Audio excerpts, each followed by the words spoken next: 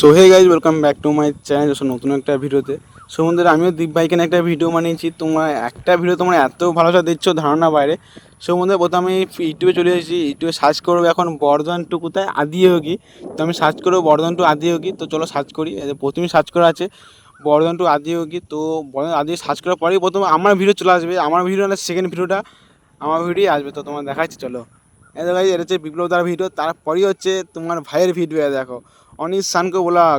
Anise সানকো blog 10 দিনে 1300 view হয়েছে। মানে তোমরা এত ভালোবাসা দিচ্ছ ধারণা বাইরে। তো তোমার ভাইকে এত সাপোর্ট করছো, তোমার ভাই কত সাপোর্ট করছো। আরেকটা নিজের ভিডিও আছে, আমি দীপ ভাইকে নিয়ে প্রায় 4-5টা ভিডিও বানিয়েছি। তো তোমরা 4-5টা ভিডিওতে এত সাপোর্ট করছো, তো আমাকে নিয়ে এত সাপোর্ট করছো। নিচে আর ভিডিও আমার আসেনি, তো ওগুলো আর দেখাচ্ছে না। তো যাই হোক, আমার চ্যানেলে গিয়ে তোমার দেখাচ্ছে আমার ভিডিওগুলো।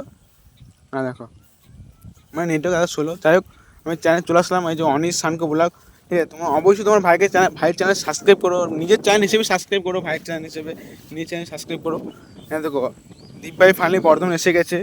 একটা, দুটো, তিনটে, চারটে, প্রায় 5টাই ভিডিও বানিয়েছি দীপ ভাই কিনে। 4-5টা ভিডিও বানিয়েছি। তোমরা 4-5টা ভিডিও তোমরা এত সাপোর্ট করছো ধারণা বাইরে। ঠিক আছে, এত সাপোর্ট করছো। দেখো, তোমার 10 দিনে 1300 ভিউজ চলেছে। তোমরা এখন গিয়ে একটু সার্চ করবে না, আর ভিউজটা আরও বেড়ে গেছে। তোমরা এত ভালোবাসা দিচ্ছ।